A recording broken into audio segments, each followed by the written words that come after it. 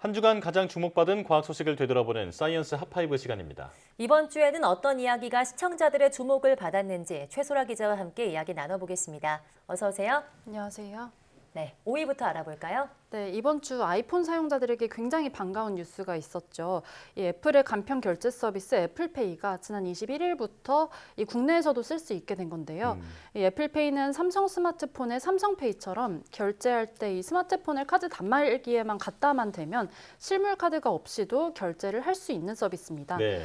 다만 현재는 현대카드만 애플페이의 결제 수단으로 등록할 수 있고요. 또 삼성페이와 달리 애플페이는 이 NFC 단말기에서만 결제가 가능하다는 제한이 있습니다. 이 단말기를 갖춘 주요 편의점이나 일부 백화점에서는 이 애플페이를 쓸 수 있는데 전국 상점 대부분이 NFC 단말기를 가지고 있지 않아서 사용은 한정적입니다. 그럼에도 서비스 첫날에 등록된 카드 건수가 100만 건을 넘어서는 등 이 애플페이는 큰 관심을 받았습니다. 네, 이제 애플페이 상륙으로 국내 시장에 지각 변동이 예상된다는 반응도 많아지고 있죠. 네, 그렇습니다. 관련 업계의 움직임이 바빠지고 있는데요. 이 토종 간편 결제 서비스죠. 삼성페이와 네이버페이, 카카오페이가 이 손을 잡고 대응에 나섰습니다. 네. 삼성페이의 오프라인 결제와 네이버페이의 온라인 결제를 서로 교차해서 사용할 수 있도록 했고요. 카카오페이도 서비스 연동을 추진하고 있는 것으로 전해졌습니다. 현재 국내 스마트폰 시장의 70% 이상을 현재는 삼성 갤럭시가 차지를 하고 있는데요. 네. 애플페이의 도입으로 삼성 스마트폰이 아이폰에게 점유율을 일정 부분 내줄 가능성도 점쳐지고 있습니다. 하지만 아직은 애플페이의 결제 수단이나 사용 가능 매장이 한정적이기 때문에 시장에 큰 변화를 불러오지는 못할 것으로 보는 시각도 있습니다. 네. 저는 아직 카드 들고 다니는데 이제 곧 스마트폰 하나로 정말 다 해결이 되는 그런 날이 올 것 같습니다. 자, 이제 4위 소식이죠? 네, 정부가 5년간 90조 원을 투입해서 2030년 온실가스 배출량을 2018년 배출량보다 40% 줄이겠다고 밝혔습니다. 네. 이 온실가스 감축과 관련된 윤석열 정부의 첫 로드맵, 탄소 중립 녹색 성장 기본 계획입니다. 이 세부 내용을 보면요. 감축하는 총량은 앞서 2021년에 발표된 목표치인 40%가 그대로 유지됐는데요. 이 부문별 비중이 바뀌었습니다. 산업계가 감축해야 하는 온실가스 목표치가 기존의 14.5%에서 11.4%로 오히려 완화가 됐고요. 네. 이 산업계 기술 발전 등을 고려했을 때 이 기존 목표가 현실적으로 달성하기 어렵다는 산업계 입장이 반영된 것으로 분석이 됐습니다. 예. 이 에너지 전환 부분 목표는 기존 44.4%에서 45.9%로 강화가 됐습니다. 이 정부는 원전 발전 비중을 32.4%까지 늘리고 또 신재생 에너지 비중도 21.6% 이상으로 높이겠다고 밝혔습니다. 이번 기본 계획은 각계 의견 수렴을 통해서 국무회의 심의 등을 거쳐서 다음 달에 최종안이 확정될 예정입니다. 네. 자, 산업계의 목소리를 반영한 조치지만 환경 단체들은 반발하고 있죠? 네, 그렇습니다. 이 환경단체들은 이번 계획에 대해서 기후위기 대응 포기 선언이라고 강하게 반발했습니다. 전국 24개 환경단체가 이번 발표가 무리하고 정의롭지 못하다면서 이 수명이 다한 원전의 가동을 늘리고 신재생에너지 발전 목표를 줄인 셈이라고 비판을 했습니다. 또 온실가스를 가장 많이 배출하는 곳이 이 산업계인데 산업계의 감축 목표를 완화해 주는 것은 오염자 부담 원칙에 맞지 않는다고도 지적했습니다. 네. 네, 그렇군요. 3위 소식도 알아볼까요?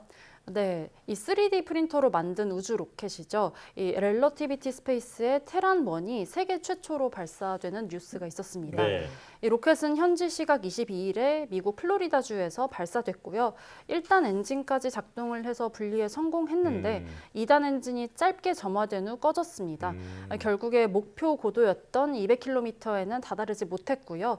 대서양으로 추락을 해서 절반의 성공으로만 기록됐습니다. 예. 이 렐러티비티 스페이스는 목표 고도에 도달하는 것은 실패했지만 이 로켓에 가해지는 압력이 가장 높아지는 이른바 맥스 Q 지점의 자료를 확보했다면서 이 원하던 목표를 이뤄냈다고 평가했습니다.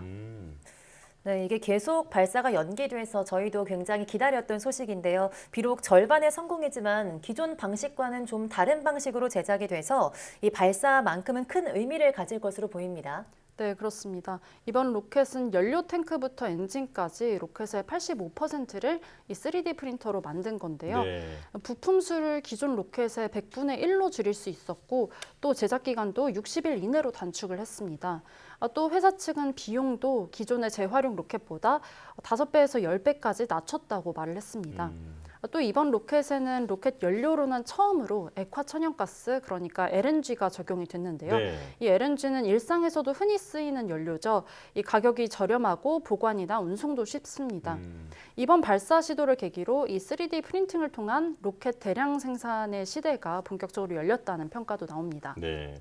지속 가능한 우주 개발이 최근에 화두인데 앞으로 업계 표준이 되지 않을까 이런 생각이 들고 또 우리나라도 3D 프린팅 로켓을 개발 중이잖아요. 네, 좋은 성과가 나오기를 기대해 보겠습니다.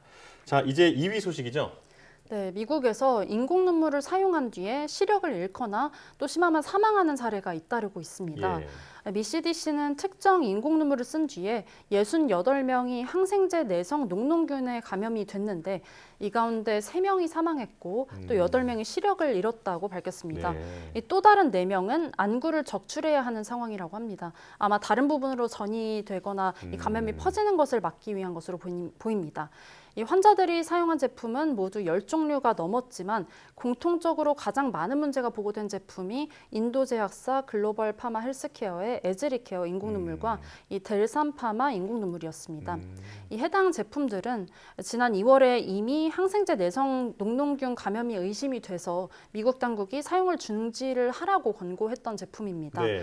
이 FDA는 최근 해당 제품에 대해서 회수와 또 판매 중단 명령을 내렸고요. CDC는 이 제품을 분석해서 감염의 원인을 조사하고 있습니다. 네. 이 보도 이후에 불안해하시는 분들이 많은데 우리나라에서는 지금 안 팔리고 있는, 팔지 않고 있는 거죠? 네, 그렇습니다. 식약처는 지난달 이 국내에는 글로벌 파마에서 만든 제품이 판매되지 않고 있다고 밝혔는데요. 이번에 문제가 된 제품들은 아마존이나 이베이와 같은 이 온라인 쇼핑몰에서도 쉽게 구할 수 있는 제품이어서 국내 소비자들도 주의를 해야 할 필요가 있어 보입니다. 미 CDC는 이 해당 제품을 처방받은 경우에는 의사와 다시 얘기를 해서 다른 제품을 처방받아야 한다고 당부를 했는데요. 예. 이 해당 제품의 이 부작용 증상이 눈 통증, 시력 변화, 가려움, 충혈, 불편감 등입니다. 이런 증상이 계속 악화가 되거나 72시간 이상 이어진다면 병원을 꼭 방문해야 한다고 또 현지 전문가들의 조언도 있었습니다.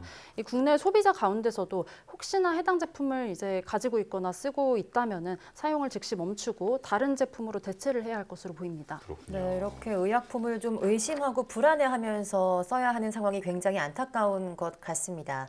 1위 소식도 알아볼까요? 네, 우리나라의 첫 민간 로켓이죠. 한비 TLV가 성공적으로 발사됐습니다. 지난해 누리호 발사 성공 이후에 우리나라도 민간이 이 우주 개발을 이끄는 뉴스페이스 시대로 도약을 준비 중인데요. 네. 이 뉴스페이스의 첫 시작을 이번에 이노스페이스가 끄는 겁니다. 이 한비 TLV는 우리 시각으로 지난 20일 새벽 2시 52분에 브라질 우주센터에서 발사가 됐는데요. 이 점화 이후에 106초 동안 안정적으로 연소됐고요. 4분 33초 동안 비행을 마치고 안전구역 안에 정상적으로 낙하를 했습니다.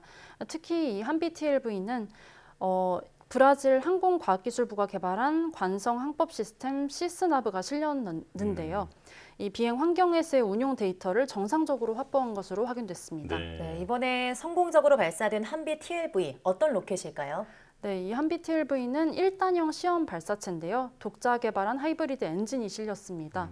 이 액체 엔진이 탑재됐던 누리호와 달리 고체 연료와 액체 산화제를 이용한 방식입니다.